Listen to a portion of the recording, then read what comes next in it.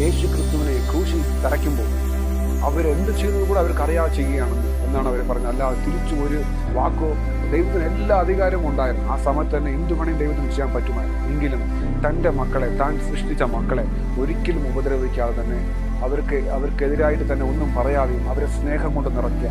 ആ ക്രൂശിൻ്റെ ആ ഭാഗങ്ങൾ നോക്കുമ്പോൾ പറയണം, അവരറിയാതെ അവരെന്ത് ചെയ്യുന്നു എന്ന് അറിയാതെ അവർ ചെയ്യുന്നു എന്ന് പറയും. നമ്മുടെ അവരുടെ കൂടെ ദൈവ സ്നേഹമാണ്.